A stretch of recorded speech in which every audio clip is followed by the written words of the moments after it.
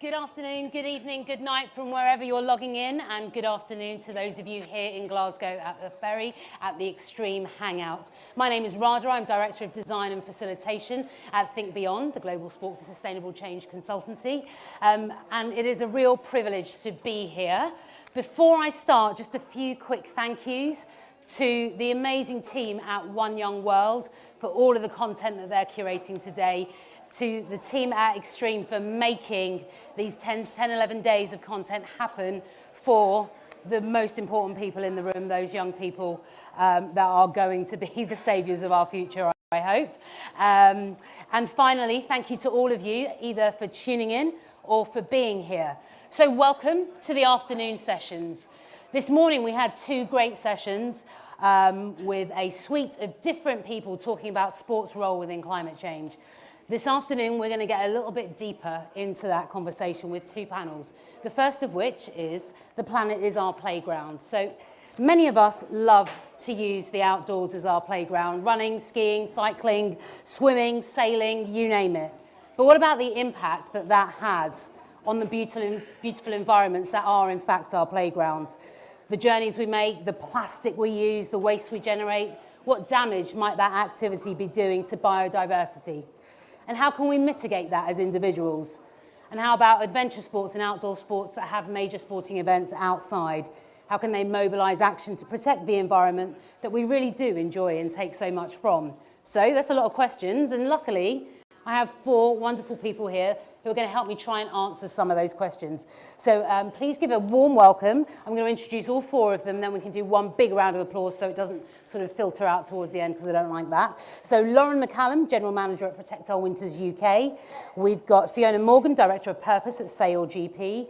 Trudy Lindblade, CEO of the 2023 UCI Cycling World Championships, and last but by no means least, Amber Nuttall from Extreme International, the Environmental and Sustainability Director. Please do give them a very warm welcome.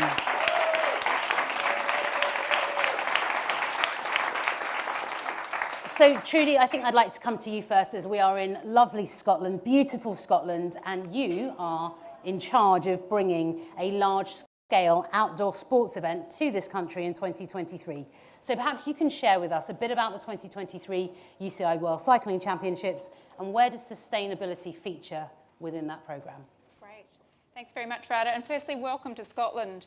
I might have an Australian accent, but Scotland is my adopted home.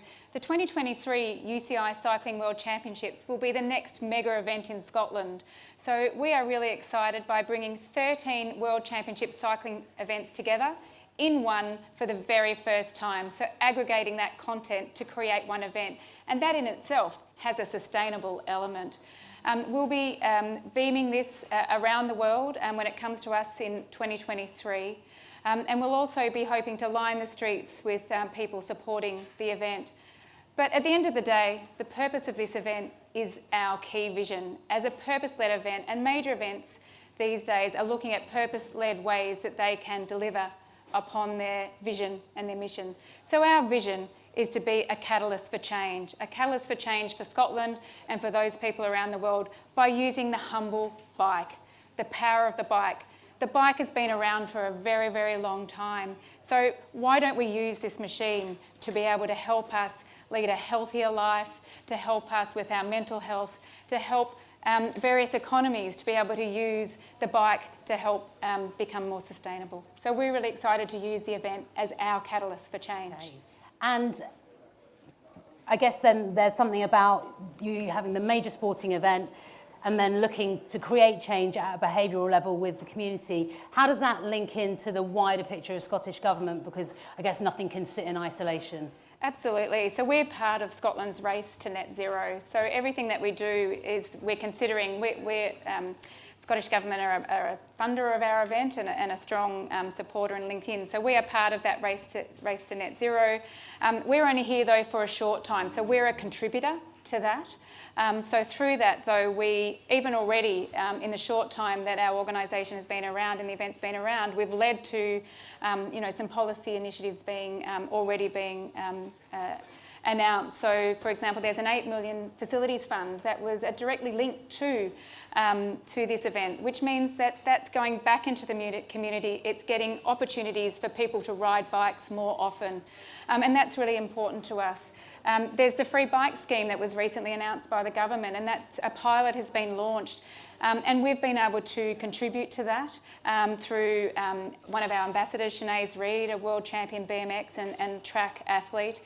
So we're a strong supporter of the free bikes, making sure that children who can't afford them, children that are less likely to ride a bike, giving them opportunities. And so there's a range of benefits, including from active travel. So encouraging people to change their journeys, from getting in their car for a short journey to getting on a bike instead.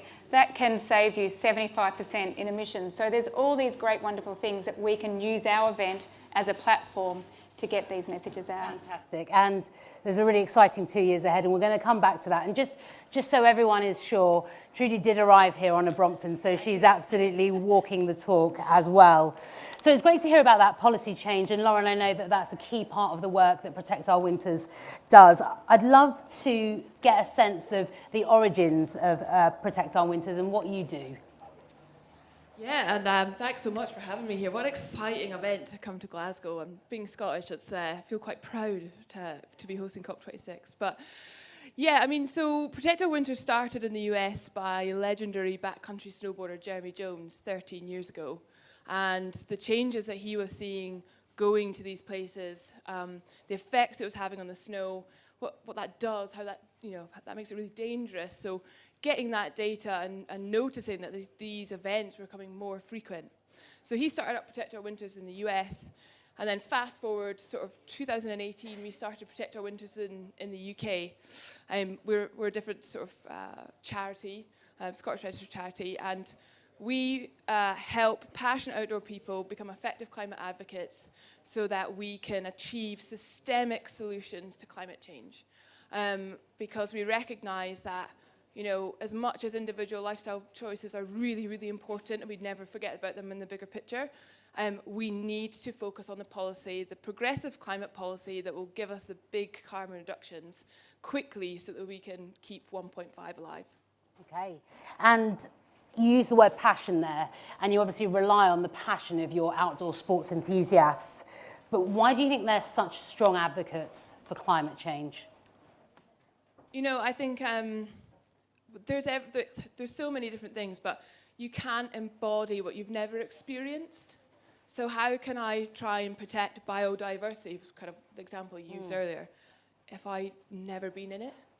So I think we, as mountain bikers, climbers, snowboarders, skiers, as people who enjoy walking the dog every day, whatever that connection to the outdoors is, we see the changes firsthand, and relaying those back to people in positions of power who can do something about that is really, really important. Absolutely. And you reeled off a list of activities there and then talked about walking your dog, and then there are a whole host of other outdoor adventure activities, which brings us nicely on to Amber over at Extreme. Firstly, thank you for creating this space where we can have this conversation here, but also to the 20 million people that view your channels. Given the size and the potential passion of that outdoor literate audience, for want of a better phrase, how have you been able to address environmental sustainability by making the most of that channel access you have? That's a great question, and we do it almost in every communication that we have. You only need to look at our Instagram page, for example. Almost every backdrop is some sensational natural environment, as you guys have already spoken about, sorry, lost my train of thought completely. So on our different social media pages, there's plenty of beautiful backdrops. The people who are out there doing all these extreme and adventure sports are the people who are out there, and it's environments that they grow to love through their adventures and their experiences. And then, of course, we are the species that loves to tell stories, and we communicate those stories. And when we go home, and that passion and those thrills that they've experienced, and they share those with their friends, with their family, amongst their wider communities and the audiences that they reach. And then you get drawn into that, and then that's something that other people want to be able to come and experience too. And so it drives that engagement, and then that fuels love, and then that will always bring care. And you said a phrase to me earlier, and I'm going to steal it and say it back to you if you don't mind, that we don't have an understanding of the outdoor world in the same way that our ancestors did, and therefore we don't know how to protect it in the way that they did. How do we bridge that gap between your 20 million who are out there loving the outdoors, and crucially, how do we move from there to all of the young people that haven't yet experienced the outdoors so that they can become outdoor literate and outdoor passionate? I think that's one of the really key questions. I was semi-joking with somebody who I was talking to a couple of days ago about, and let's picture this in our minds, wouldn't it be a fabulous sight to get some of these political leaders actually out of the building over there? Let's take them outside into the beautiful Scottish hills and to feel the wind in their hair and the rain on their skin and the ground underneath their feet, and then ask them to go back and sit in their great big rooms and see how they feel about their climate negotiations again. I worry sometimes that even our leaders are so disconnected. So then to go back to your question, it's imperative that we, I'm a step-parent and an aunt, and many people in this room are parents, and we need to take our children out there, and the children of friends and others in our local societies as well, who don't necessarily have parents who are particularly outdoorsy, or maybe they're scared. They haven't grown up with that intrinsic knowledge that I was blessed enough to have grown up with. And people are sometimes nervous of their natural environment if it's not a space that they're able to feel comfortable in already.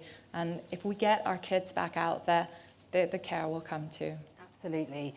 Thank you for that. I'm going to change tack a tiny bit, Fiona. I haven't forgotten about you, but I'm not going to come straight to you yet, just because we're on the theme of digital channels as well, and the ability to affect change and educate through those channels. And I know that that's a really big part of how you're able to share your message, and you have a new campaign called Divest the Dirt running. So before we talk about it, maybe we'll just take a little look at the VT that will tell the story a bit better than I can, for sure.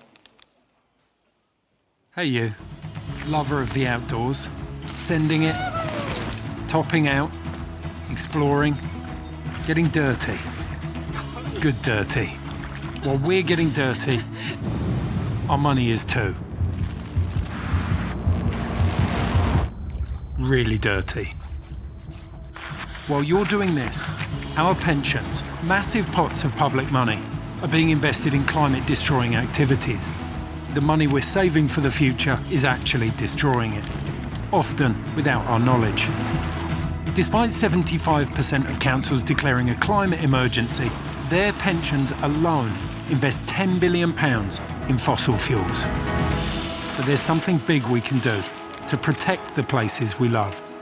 And it's small, it's simple. Help us move this money and ask your local council to divest now.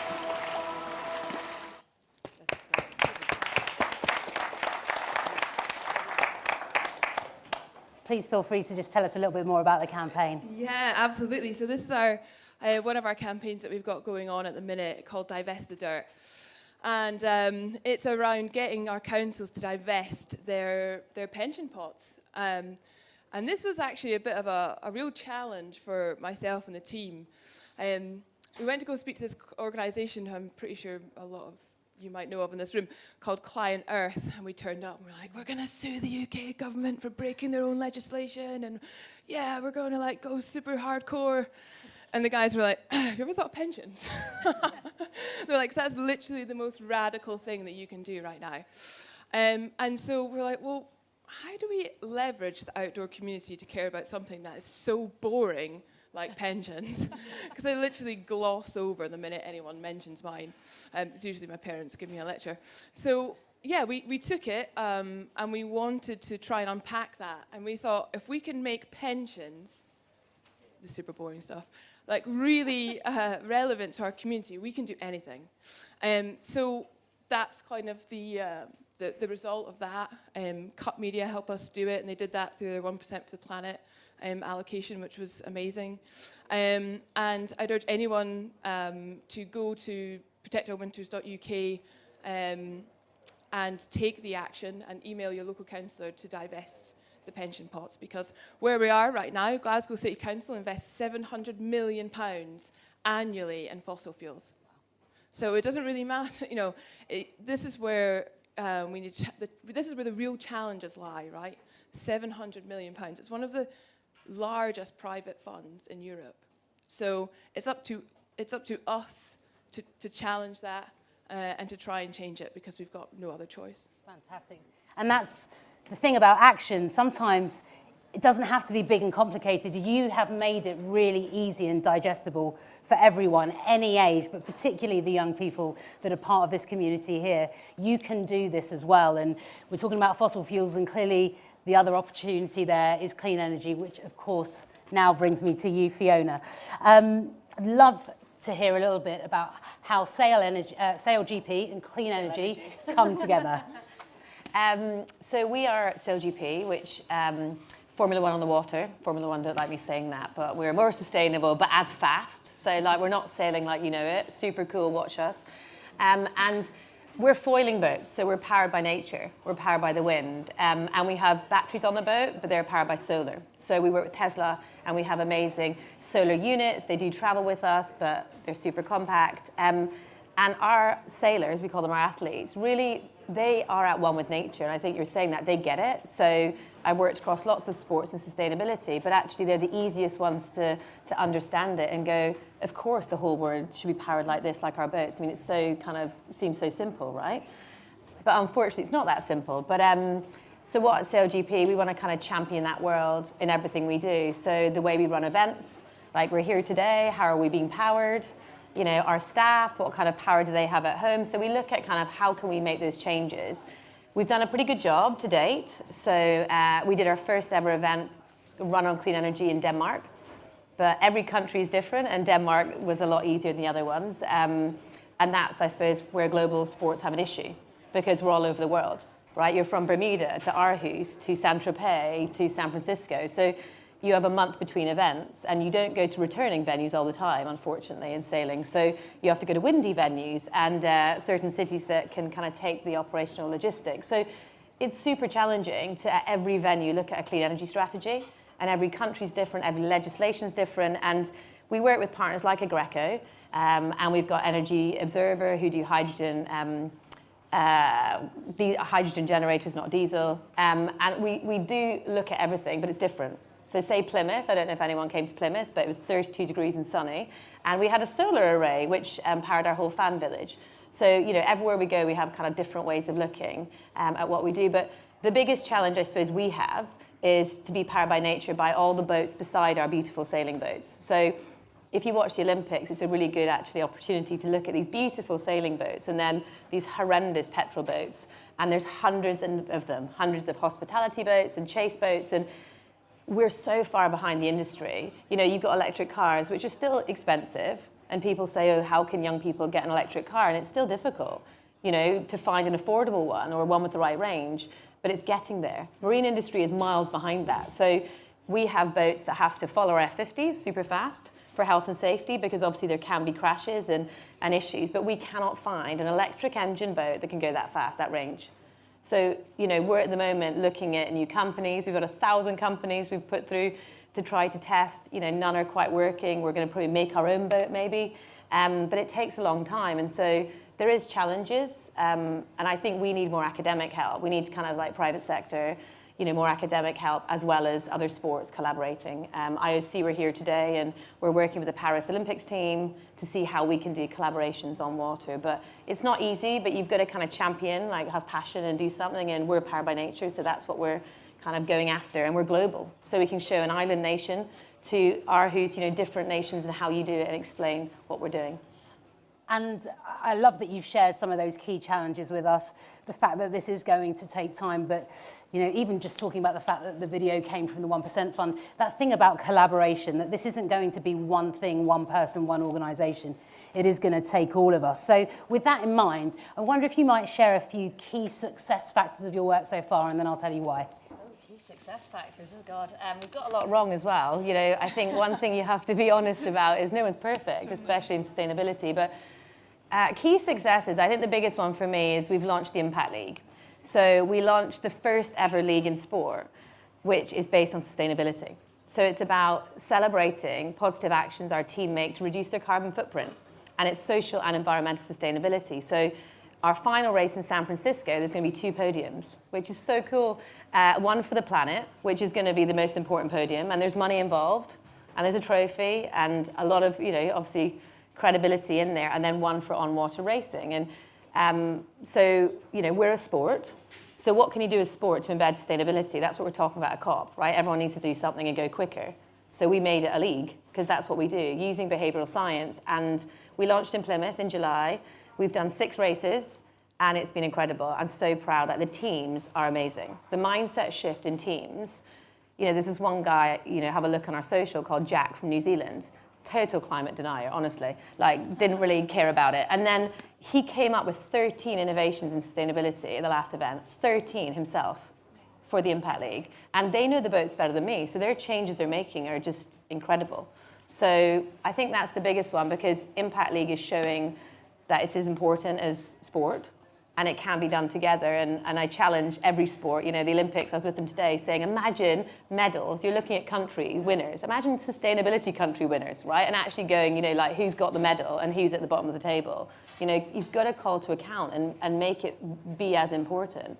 So I think that probably is something I'm super proud of. And it's controversial, right? The athletes hate me. 2 days ago, I released the Cadiz results, and I get a lot of aggressive kind of text message. And it shows they care, though. I had a picture the other day of one of the team bases their lights on. So they left their lights on for a whole day, Fiona. They shouldn't have won the Impact League. So, but it's their mind. Imagine an athlete doing that in another sport, caring about someone eating a burger or putting their lights on. And again, it's educating. And you'll see that in the Impact League, there's 10 criteria. But 2 of them one's collaboration, so how you collaborate across sport and with other athletes or other partners, and one's using your voice. So you give them positive kind of impacts for loads of different things, because it's all about educating, all about doing things differently. So yeah, that probably is. There's lots of little things we've done, but that's one of my proudest moments. And there's something really fantastic about actually placing things with equal value, and I think we've seen that in the gender equality debate, with the men's and women's boat race taking place on the same time, same part of the tideway, etc., and the change that's had. And it's, I feel like we must learn from the previous successes within sport. And I guess that's one of the reasons I wanted to ask, because Trudy will be sitting there listening intently, knowing she's got a couple of years. And because of that, I'm not going to ask for specifics, because I know you're in early days, but I'd love to get a sense of the ambition that UCI 2023 World Champs has as it pertains to climate action. Absolutely. So for us, just listening to Fiona then, it's, we are at the start of our journey in terms of, for this event, working very closely with the UCI, which is the International Federation, who've recently announced their sustainability initiative. So we're very lucky that we've got an international federation that is very clear in their strategy about getting more people to ride bikes more often, but also using that in different ways. So so that's really important to us. And I think we've got to be realistic. We've got to be honest. And I like how you said, Fiona, that we will make mistakes along the way, but as long as when we're doing and we're learning, that we're considering that in how we change what we do. I think the one good thing is that major events do share. You know, we need to collaborate and talk more, and we've got a sustainability working group, so which is actually made up of we have an internal and an external group. So internally, what do we as a team believe in? What are our values from a climate perspective? What do we believe in and want to achieve? Because we've all got to embrace that, because if we don't, we won't achieve that. We need to do that as one. Externally, we've got all our key partners in that. So we've got representatives from Glasgow City Council, from UK Sport, from Scottish Government, and other experts in the field, independent experts in the field, who can all contribute their expertise. But what we're also finding is that major events are sharing, because this is a space that is moving at a pace. You know, every day we're learning something. You can't say you know it all today, because you don't, because tomorrow something new will change. We know we want to get to 1.5, but how do we get there is going to keep evolving and keep changing. So what role can we play? Well, the bike. It's just really simple. I actually can't say how simple it is, because there's this bike that needs no power, nothing to get along. Although we were talking earlier with Lauren about e-bikes. E-bikes are part of our future in terms of commuting. I've been fortunate enough to be riding an e-bike to and from work in recent times. Today I took a non-e-bike, had to pedal really hard and use some energy. But you know what? Gee, I felt good riding here today. I just felt good. It's cold and chilly out there in Glasgow. Clear blue skies for those of you watching from home though. But on my bike, I felt free. And that's what we want people to do as part of our broader vision. And you know, you talk about our children. I've got 2 young boys at home, and I can't experience anything better than on a weekend and going out on the bikes with them. So that's what we want people to do, to engage with our event, use our event as a platform.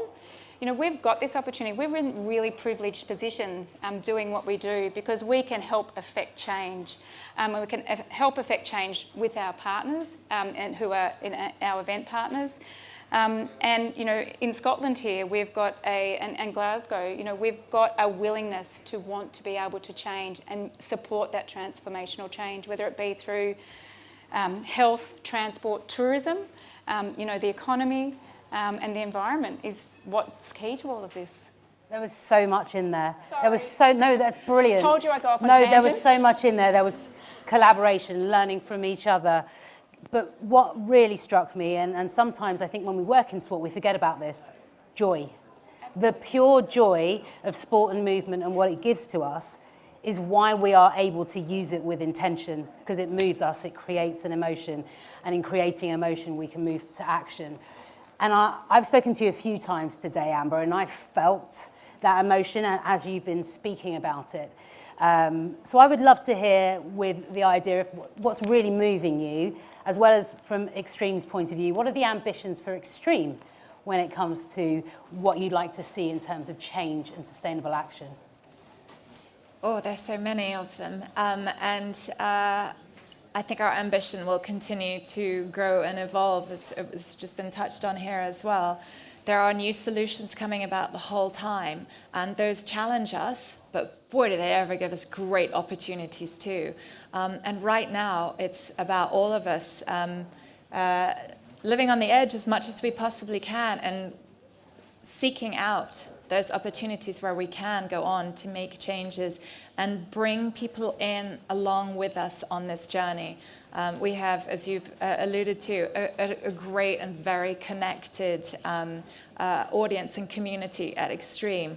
And I know the sailing community and the community who love all the water sports. We've had a team from Surfers Against Sewage here as well. Winter sports, cycling, all of these sports. We've had footballers here today as well.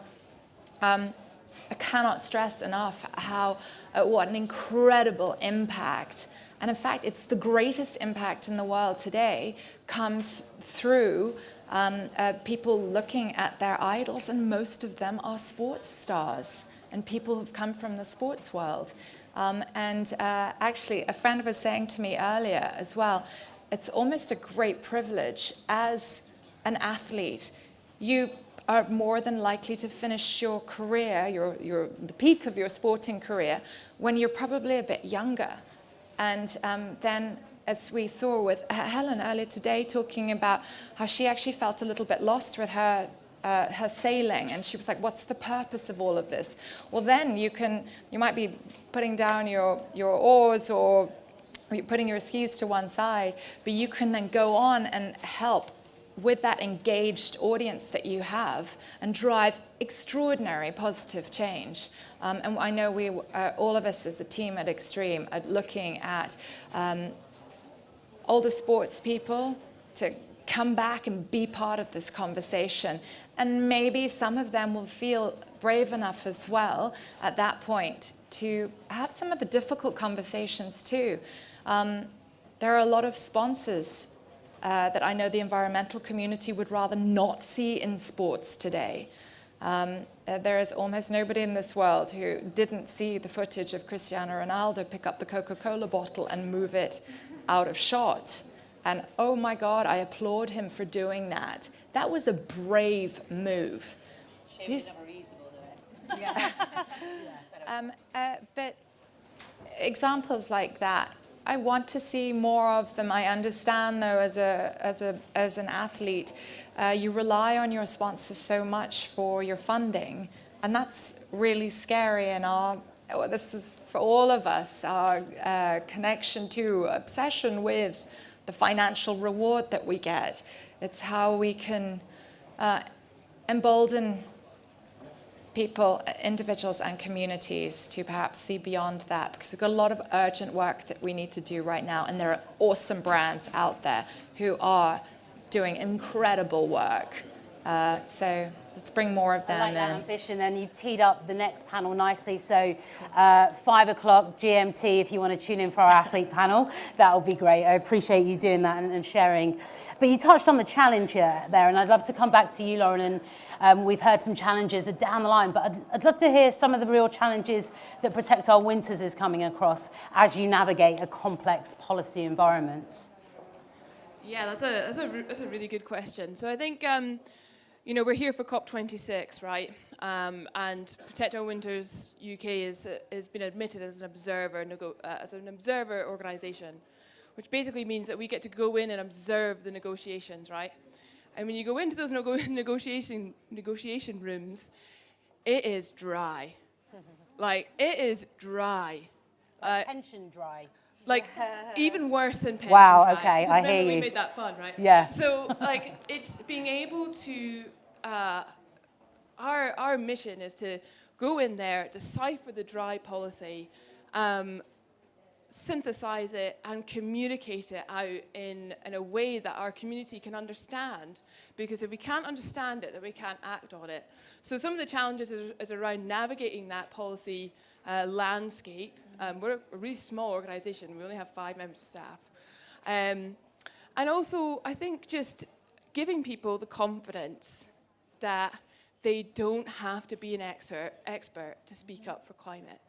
And I would set everyone in this room a challenge to go and speak to your MP, your MSP, your local representative about climate, and tell them just how scared you are about the climate crisis and some of the solutions that you think. Because I know this is going to sound so cliche, but we have to dream about the world that we want to live in.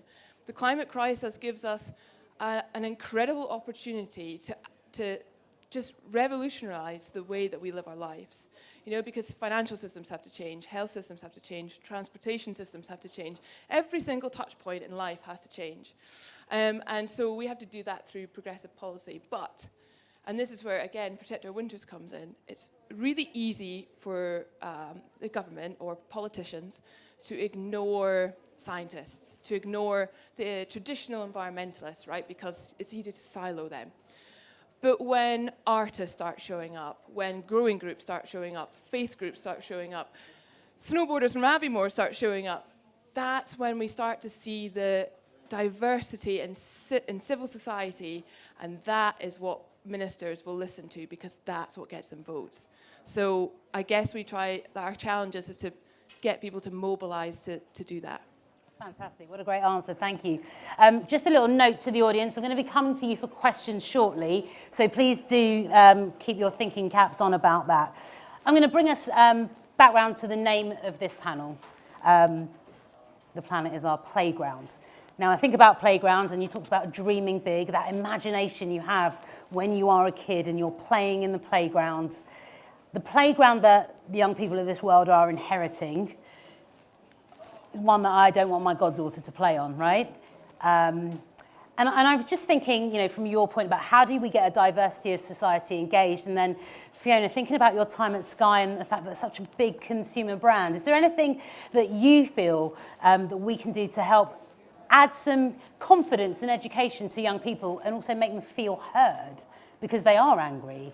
Yeah, there's lots in that. I think go to traditional broadcast. I think Sky is amazing because you are a broadcast platform, so you can speak to millions very quickly, and that's why they're so good at campaigning in what they do. So cycling, that one of my past roles was running Sky Ride and getting people on a bike, and I loved it. And like you said, the joy of the bike and having a broadcaster behind that, elite level, your elite team to grassroots is just incredible, and just talking about it and being consistent across all your channels, that's what they do. And I think, Sky released a piece of research, I think a few days ago, about broadcast, the power of broadcast, and actually broadcast will help in climate change because we need to talk about it. Like you're saying, people need to understand it to talk about it. So when I ran Sky Ocean Rescue campaign, the anti-plastic campaign, it was a bit like we launched it in 11 days, didn't really know what we're doing, to be honest. It was like, let's just get it out there on Sky News, fill the stadium with, fill the glass box with plastic, it looks really cool.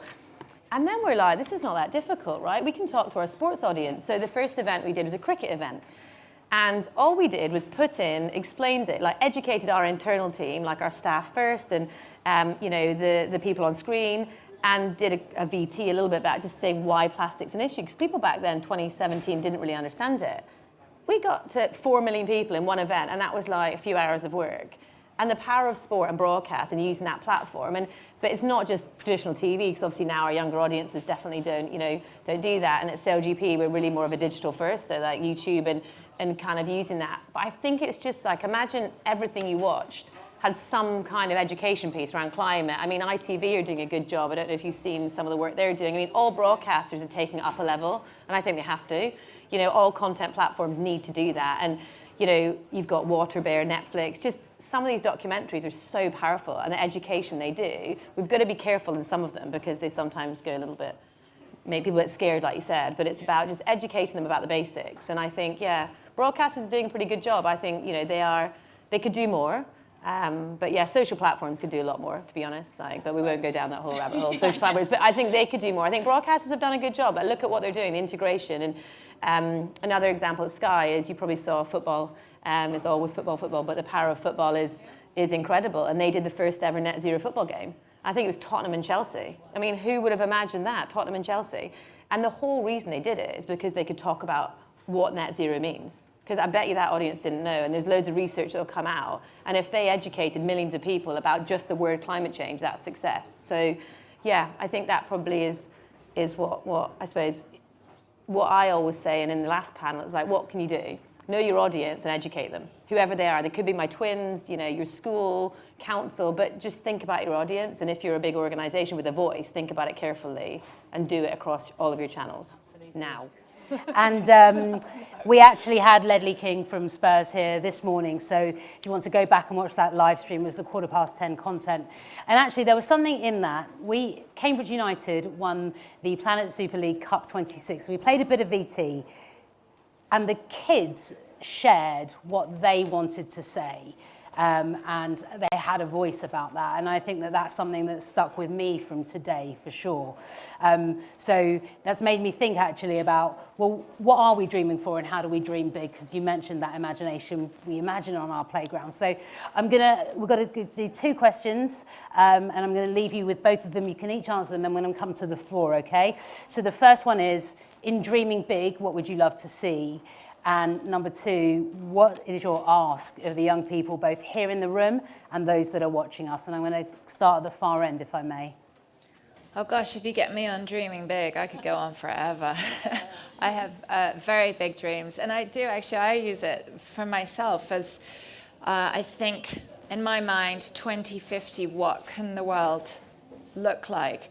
I would really love to see a transformation of our urban spaces in particular, because how is anybody supposed to feel connected in these very concrete environments which really have taken little, if no consideration of nature at all?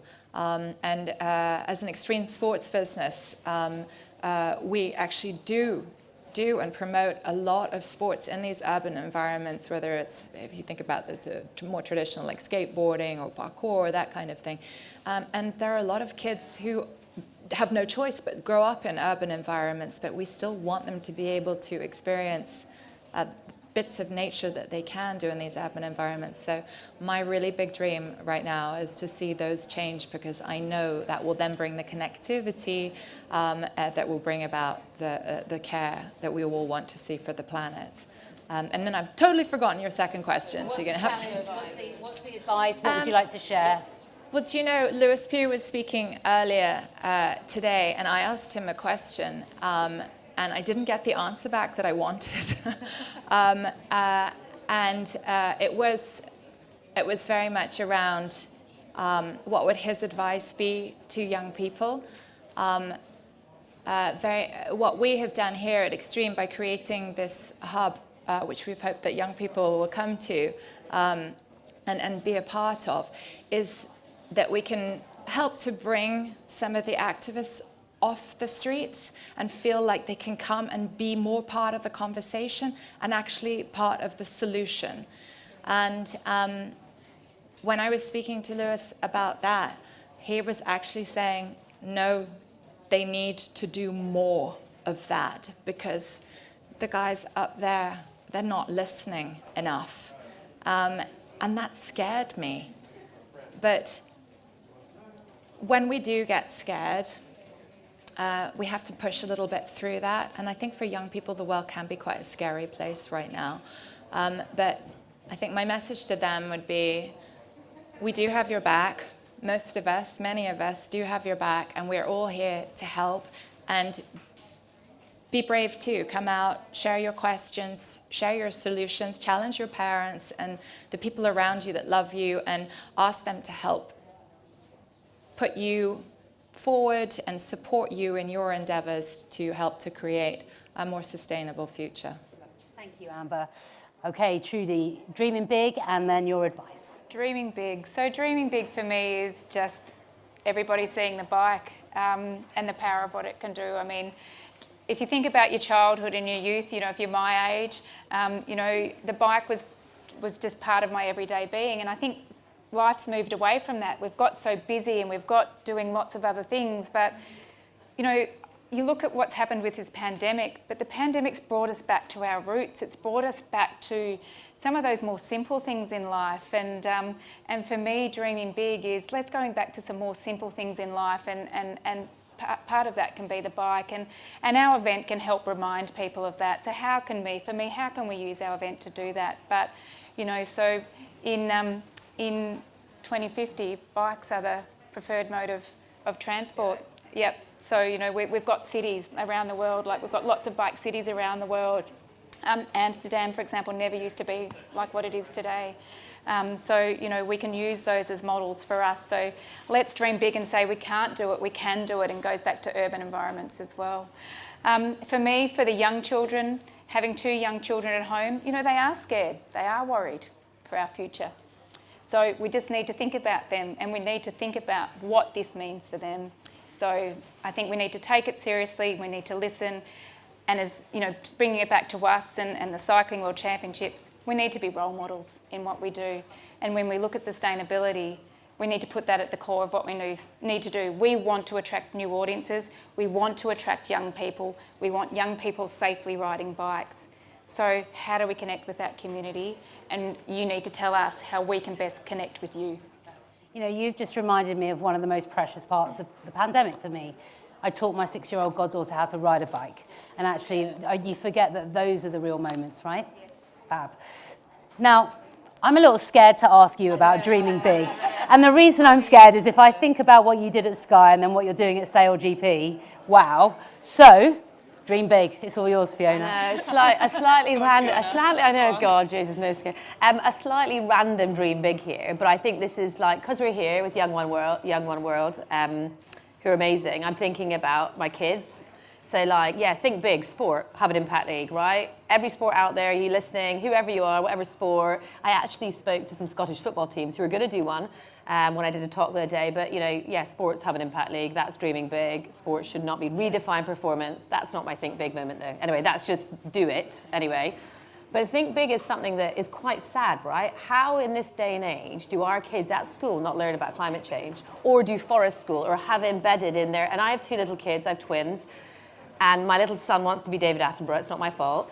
And he's on the eco committee and super cool, but the school literally are like business 20 years ago. It's petrifying, right? And it's a progressive school. And think big for me is like, school needs to be, like we're talking about young people, it needs to start in education, right? Because this is important. They should be educated as much on climate change and understanding the world and the environment as much as other things. Because otherwise, what's the point in learning those stuff? We won't be here, right? So that is like, I just cannot understand how that's that difficult. I really don't. I mean, it's just like, yeah, anyway. So that think big is schools.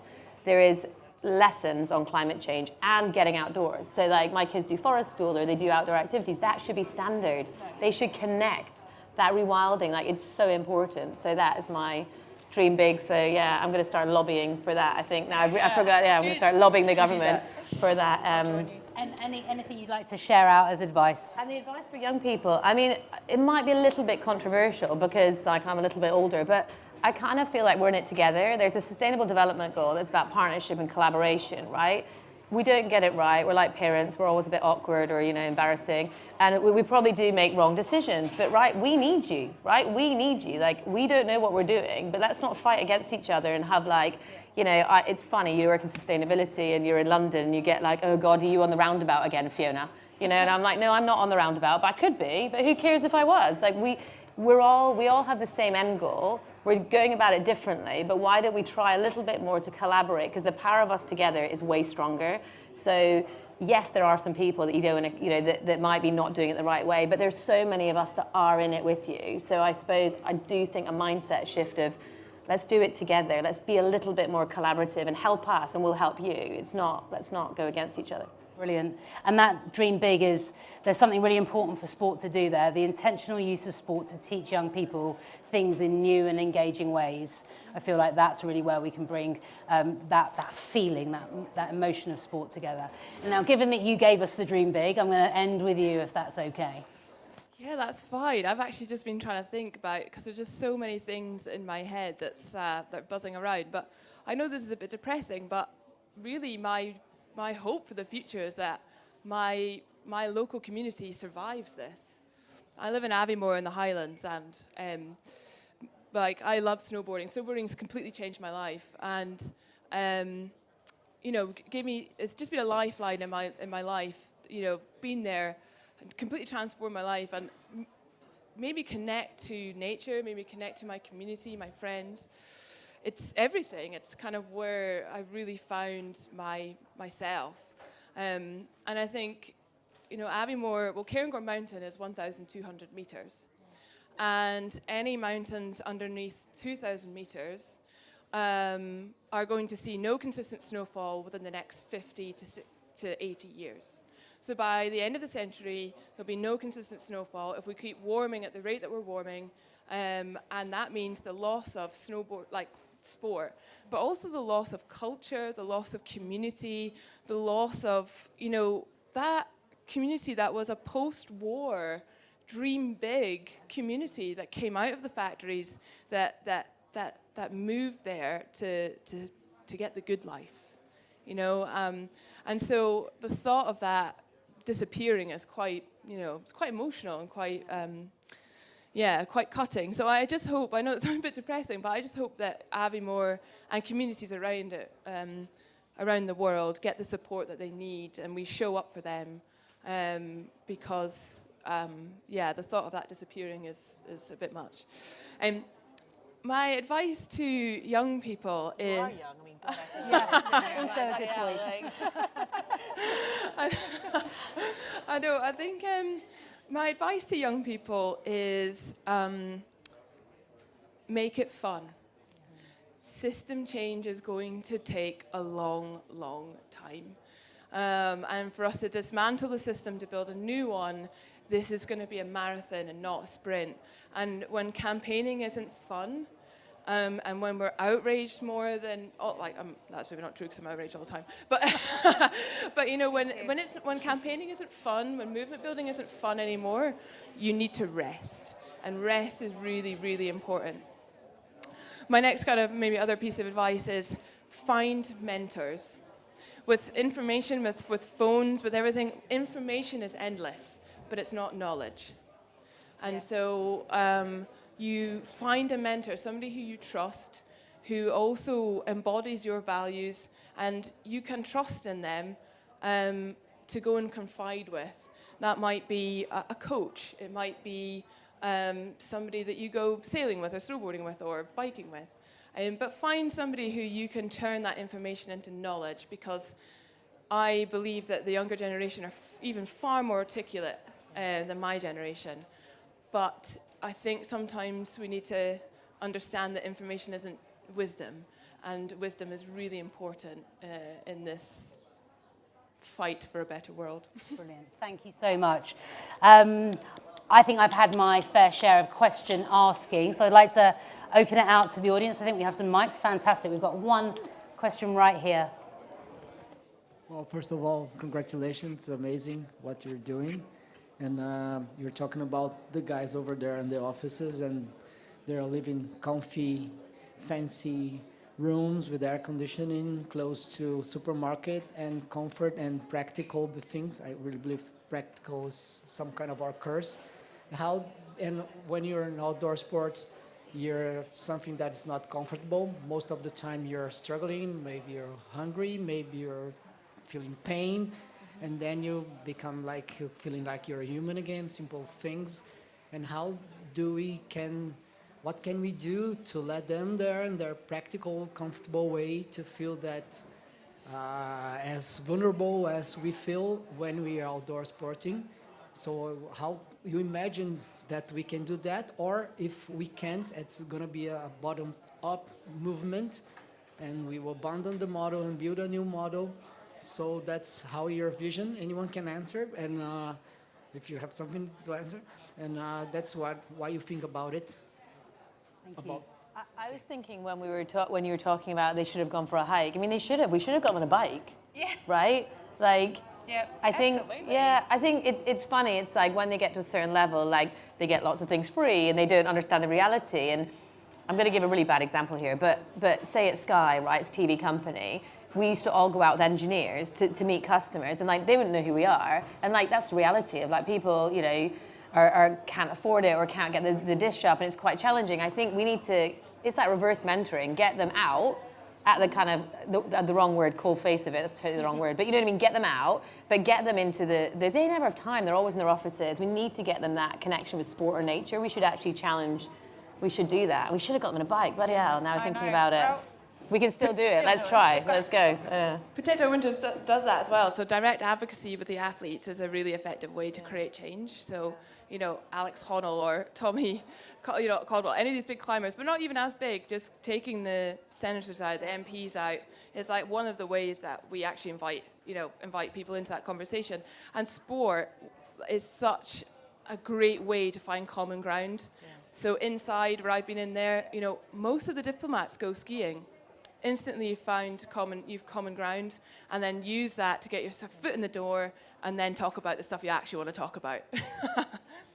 And I'll add to that as well and say, I'm not sure if you were here in the earlier session with Lewis Pugh, but he was talking about a swim that he did down in Antarctica, and he took with him a Russian ice hockey player who was literally like a god in Russia. They all absolutely adore this guy. And he was instrumental in helping Lewis and the amazing campaign that he was running down there to have the Ross Sea declared a marine protected area. And Lewis said if that Russian sportsman hadn't come with him down there to see it himself and with his own eyes, he felt that that was way more powerful. And apparently there's even a Russian phrase about this, which is if you experience something once, it's way better than hearing about it 100 times. And this Russian guy went back and made sure that Lewis and his entire campaign was put in front of the right ministers. And it took a while as well. But then the Russians did eventually come on board, and now the Ross Sea is a marine protected area. And that happened through the connectivity. It happened through bringing a person of influence in to experience this themselves. So yeah, maybe we all just need to go grab our MPs and say, come for a hike, come for a bike ride, come out for a sail with us. And let's just make sure that they're not all living in concrete boxes the whole time. And they're getting some of the joy back in their lives that we're also familiar with. Maybe that will help them to make some better decisions. Let's bring the kids with them as well. Kids keep us all honest. Fab, thank you. Any other questions from the floor? We have one down here, and then we'll go over there afterwards. Thanks so much for the really interesting panel. It's been really, really incredible and inspiring to hear from all of you. I'm a 19-year-old from Ireland. I've come over here to COP. I'm with the lovely Scouts. And I really like what you said, Laura, and everyone, kind of the collective opinion that education in all its forms is a really, really effective way to, I suppose, from a very young age and whatever age it may be, to engage people in these really important social issues such as the climate action and climate crisis. But I think, I suppose definitely as a young person anyway, I've seen that although we're probably the most engaged generation there ever has been, there's a really, really large proportion that aren't engaged and find it very difficult to get engaged and actually take that first step in. So I suppose it's open for the whole panel, but I suppose what are the biggest challenges you've found in actually engaging people directly? Because I think we're at a stage now where everyone's acutely aware of what's going on with climate change. You know, we're across news, it's bombarding everyone's social media, especially younger generations. But I think taking that next step of actually engaging them and getting them involved in the collective movement, and I think you all as individual leaders in their own right and in a collective way have really shown the impact of actually getting people engaged. So I suppose what are the biggest challenges and how have you overcome those challenges? So thanks very much. Great question. I can always speak. So I think one of the biggest things is making sustainability cool, right? You never want to say make something cool, but make it relevant, right? In Sky Ocean Rescue, we did that. We didn't talk like really like worthy and we're like, you know, all plastic is bad. It's like we got, you know, celebrity involved, content involved, sport involved, and it's like, because it kind of like, I don't know, with sustainability, I always think there's loads of acronyms and it sits in this science box and everyone's like, oh God, that's too difficult. And actually what our job is, and I always think my job, I want to make it fun, and sustainability can be cool, engaging, fun, relevant, not that difficult. And I suppose I do think it's that kind of demystifying of the whole thing, you know, to make it simple for them. And so like, that's like brands, they should be making it easy to be sustainable, right? To get a milkman, to like not have plastic packaging. So brands do that.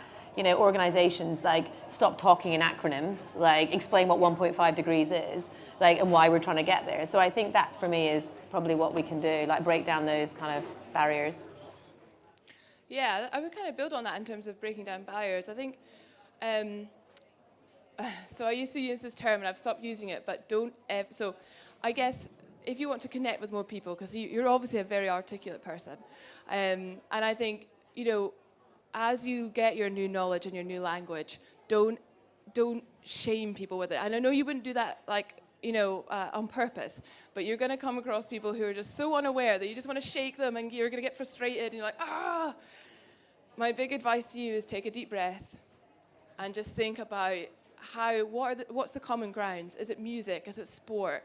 And invite them in. Like, is it where you live? Like, there's going to be something in there that you guys can connect over, and then use that as a way to unpack the climate crisis. Because what happens is we read all the books, and we listen to all the podcasts, and we get all this new fancy language and knowledge, and then we go and embarrass people with it.